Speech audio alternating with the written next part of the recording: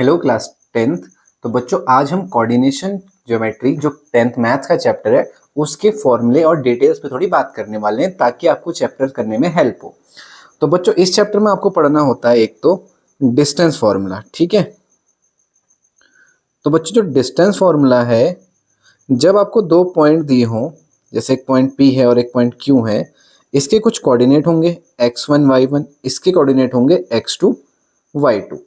तो हमें क्या करना है, इन दोनों पॉइंट्स के बीच की दूरी निकालनी है। तो हम यहाँ पे एक डिस्टेंस फॉर्मूला यूज करते हैं और वो डिस्टेंस फॉर्मूला होता है बच्चों under root of x2 minus x1 whole square y2 minus y1 whole square.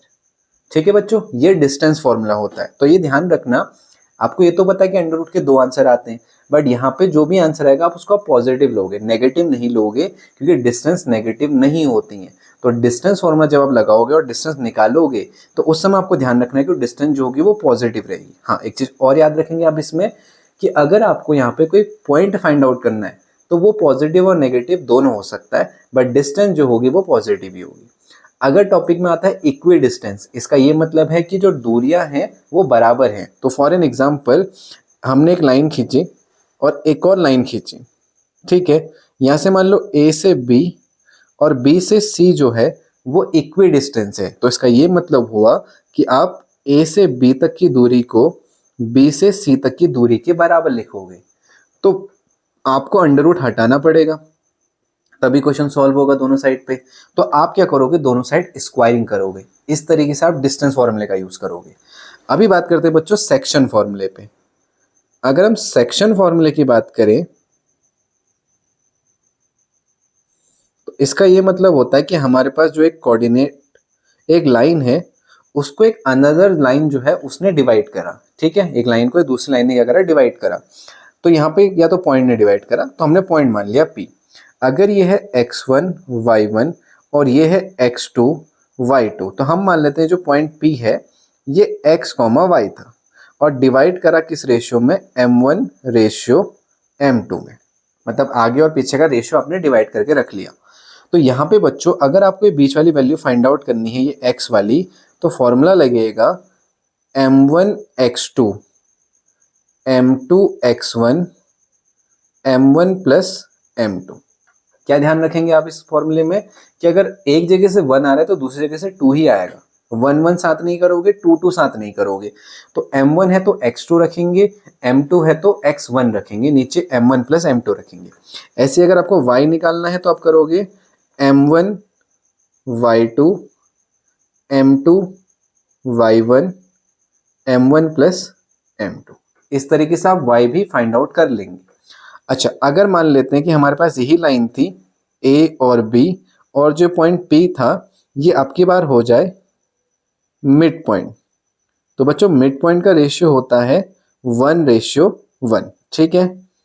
तो फिर ये तो वैसे ही रहेगा x1 y1, ये भी ऐसे ही रहेगा x2 y2। तो यहाँ पे आप कैसे निकालोगे, तो ये जो पॉइंट P है उसके कोऑर्डिनेट x और y हैं, तो शॉर्टकट लगेगा x1 plus x2 divided by 2। अब ऐसे शॉर्टकट क्या बच्चों, देखो m1 और m2 तो 1 1 हो गए, तो ऊपर इनको अगर मैं यहाँ पे 1 और 1 रख दूं तो ये तो वैसे ही कैंसिल हो गया, मतलब मल्टीप्लाई हो गए, वही आंसर दे देगा।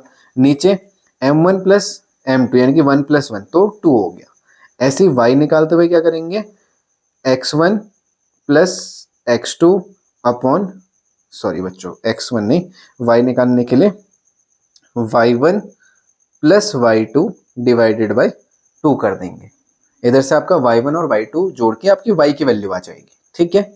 देखो बच्चों ऐसे ही मान लो इसी टॉपिक में वो कह देता है नहीं हमने ना यहाँ पे ट्राई सेक्शन करा है, ठीक है। टॉपिक में क्या बोल दे कि ट्राई सेक्शन करा है, इसका मतलब वहाँ पे 3 सेक्शंस हैं। तो यहाँ पे 3 दिख रहे हैं ना आपको, 1 2 3, फर्स्ट सेक्शन, सेकेंड सेक्शन और थर्ड सेक्शन। अब आपको ये पॉइंट भी दिया होगा A, ये पॉइंट भी दिया होगा P। मान लो ये पॉइंट हो गया C, ये पॉइंट हो गया D। अगर आपको C के कोऑर्डिनेट दिए हैं, निकालने हैं, तो रेशियो तो नहीं देगा क्वेश्चन ऐसे क्वेश्चन टॉपिक्स में। तो आपको क्या करना है, खुद रेशियो बनाने। कैसे, इसके आगे एक सेक्शन है तो 1, पीछे कितने सेक्शन है 2, तो 1:2। बाकी फॉर्मूला ये पहले वाला ही लगेगा, सेक्शन फॉर्मूला वाला, ठीक है। ये जो फर्स्ट फॉर्मूला है यही यूज होगा। दूसरा जो D है उसमें आगे कितने सेक्शन है 2, पीछे कितने सेक्शन है, एक, तो रेशियो हो जाएगा 2:1। तो आगे 2 सेक्शन, पीछे आपके पास एक सेक्शन, तो 2:1 इसका आंसर होगा।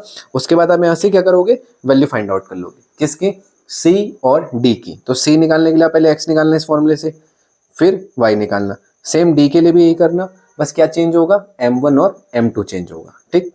अच्छा, इसके बाद बच्चों अगर आपको मान लो लेट द रेशियो, आपको क्या करना है, मान लो कोई लाइन दी गई है A और B, उसको एक पॉइंट P जो है वो कट कर देता है किसी रेशियो में, ठीक है।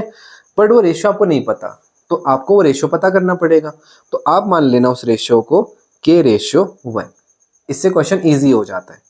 आप फिर सॉल्व करोगे, जो भी x1 y1 दिया होगा वैल्यू रखोगे, ये x2 y2 होगा, आपको x और y दिया होगा, और यहाँ पे आपको ये m1 माना जाएगा और ये क्या माना जाएगा, m2। तो ये सब दे दिया होगा। आप फॉर्मूले में रखोगे, फिर से फर्स्ट और वन से निकालना है x से, तो x से निकालो, y से निकालना है तो y से निकालेंगे, ठीक है। अब यहाँ पे फॉर एन एग्जाम्पल k की वैल्यू आ जाती है 2/7। आपने पूरा क्वेश्चन सॉल्व करा और k की वैल्यू 2/7 आ जाती है। इसका मतलब जो फाइनल रेशियो होगा उसको आप लिखोगे 2:7, ठीक है। ये जैसे K:1 है ना, तो वो 2/7 का 2:7 लिख के आओगे। अच्छा, मान लो आपने वो भी कर लिया, 2:7 वाला केस हो गया। अब फॉर एन एग्जाम्पल k की वैल्यू सिर्फ आती 2, इसको सॉल्व करते क्वेश्चन होता और k की वैल्यू सिर्फ 2 आती, तो वहां पे आप रेशियो लिखते 2:1, क्योंकि आपने पीछे 1 माना है, तो वो 2:1 हो जाता, ठीक है बच्चों। तो ये कोऑर्डिनेट ज्योमेट्री जो है आपकी, उसकी डिटेलिंग है। क्वेश्चन मैं आपको और भी कराऊंगा इसमें, तब तक आप डिटेलिंग को थोड़ा अच्छे से पढ़ो ताकि आपको क्वेश्चन करने में हेल्प हो जाए। बाकी नहीं हो तो चैनल को फटाफट सब्सक्राइब कर लो, क्योंकि आपको ऐसी और कंटेंट भी इस चैनल पे फटाफट मिलता रहेगा।